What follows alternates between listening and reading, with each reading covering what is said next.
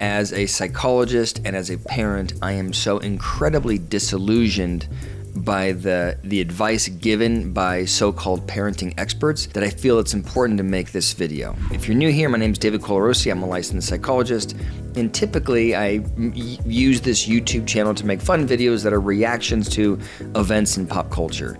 Tonight, the event in pop culture is the tidal wave of parenting books, YouTube videos about parenting that exists out there. I'm not going to tell you how to parent, but I'm going to kick the tires of some of the standard theories or approaches that I see espoused all over the place. What you say to your kids, how you discipline your children, how you teach them, all those things are not nearly as important as the quality of relationship you have with your children. The relationship is king. And I feel like there are all of these videos and books and experts out there talking about best practices in parenting, and what they're really doing is fear-mongering. They're giving you rules and guidelines, and those rules and guidelines I think are really irrelevant if the relationship isn't supported. The relationship is what matters. These rules and guidelines don't. And what happens is parents start hyper-focusing on these rules or guidelines and then end up neglecting the relationship. So my goal with this video really is to look at some of the supposed best practices out there, and I want to just challenge them a little bit. I'm not saying that I'm 100% right, but I am saying that you as a parent have the ability, you have the intuition, you have the wherewithal to question what you hear, and you have the ability and the intuition and wherewithal to know how to treat your kids. You know how to build the relationship you want. You don't need rules that undermine your confidence, get in your head, and make it harder for you to genuinely connect with your child. Never say good job.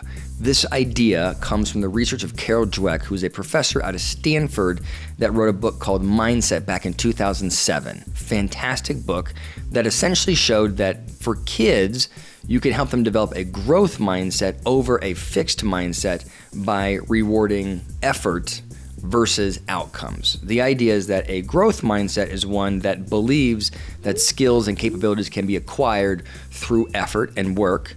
And a fixed mindset is one that believes that you are sort of born with your deck of skills and there's nothing you can do to improve upon that. And of course, you want your kids and you want your team members and everybody to have a growth mindset, one where they are motivated to work, grow, and develop. In her book, she talked about one of her studies, which was fascinating, where she would give children simple puzzles. And after completing those simple puzzles, she would either say, good job, or she would say, I liked your effort. When she said, I liked your effort, the kids wanted to try harder and harder puzzles. They looked forward to the challenge and they weren't fearful of making mistakes, right? Because the positive regard wasn't tied to the outcome, it was tied to the effort, something that they could control. Versus if you said to the child, good job, they were more hesitant to try new tasks because they were worried about failing and then no longer doing a good job. Fascinating research. And of course, parenting experts have taken that idea, that concept, and blown it up. They've over-applied it. And so now the idea is that when you're raising kids, you should never say good job. You should just reward the effort. And I remember reading her book and having my son, who is now 9, I remember him walking for the first time. This is 2016 maybe. And he starts walking and I'm screaming, good job, Enzo, good job. And I caught myself and I go, good effort, keep trying. And I'm trying to make this little switch, right? Because I want him to hear the right words to be able to develop this growth mindset. Now think about how distorted my thinking is, right? Instead of being able to be connected to my son, excited for my son, instead of my son experiencing his dad have genuine excitement for his walking for the first time, what he got was a father who was half checked into his walking and half checked into some book he read. The idea of having this growth mindset and the idea of praising effort, I think, is fantastic. But the second your philosophy or theory or research distorts your ability to genuinely interact with your kids, I think you've lost. It is okay for your kid to hear that you are excited for their achievements. That creates connection. You should always honor your child's emotions. Believe it or not, I actually think that that is also, or can be, a bad idea. So let me start by saying there's a lot of research, tremendous research, showing that if a child, or an adult by the way, can effectively label the emotion that they are feeling, they are better able to cope with that emotion, and they have better mental health outcomes. They even have better physical outcomes, which is why in every elementary school and every counselor's office, you will find one of those color wheels that has all of the emotions, and it helps kids go like, oh, today I'm feeling frustrated, or today I'm feeling tired or sad or angry or upset or whatever.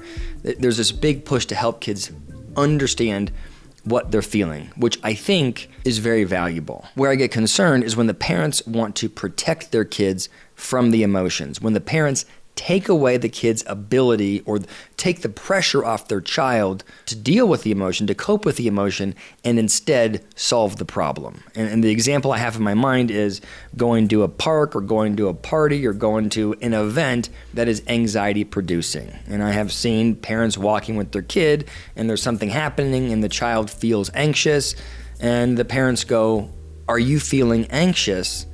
And then they go sit to the side and they sit together until the child warms up. And then the parents help the child sort of integrate. Ideally, they help them eventually integrate back into whatever the event is. To me, that process of pulling the child out essentially sends the message to the kid that their parents need to be, that they require protection.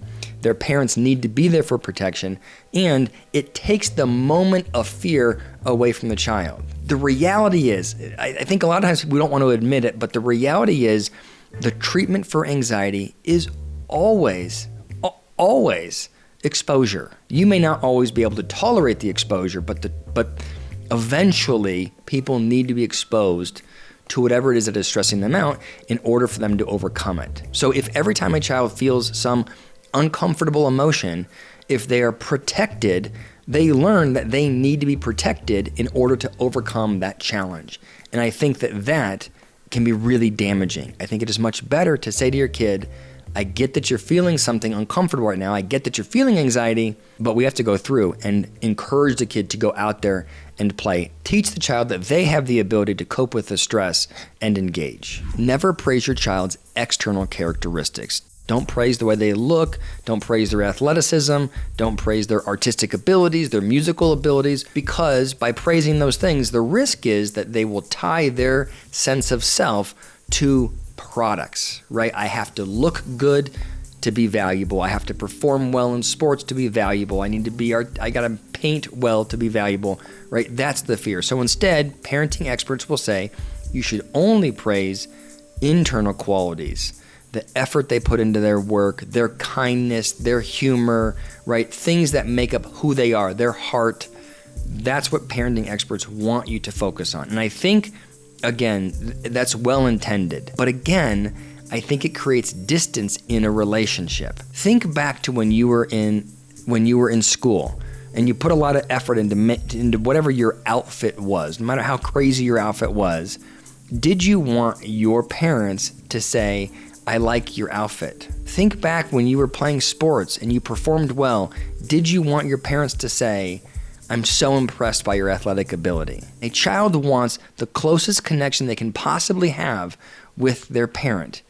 And if their parent is pulling back and just validating one part of who they are, it's not a complete relationship. Think about, what do you want from your spouse or partner? What do you want from your friends? Do you want your friends only to tell you about the internal stuff? Or do you want your friends to say, I like when you did that thing. That was cool. You're good at that thing. I like the way you look today. I like the way you dressed. Think about a kid going off to prom. Parents can't say, you look beautiful. These rules are ridiculous. Of course you should validate your kids' internal characteristics, and you can also validate their external characteristics. Let me just say this in summary. I think it is really important for parents, for well-intended parents, to trust their intuition, their ability to create the relationship they want with their kids. If you're watching this video, if you've gotten to this point in the video, you are invested in your child. You are invested in the connection you have with your child. Like, you're already there. Allow yourself to do it, and don't let some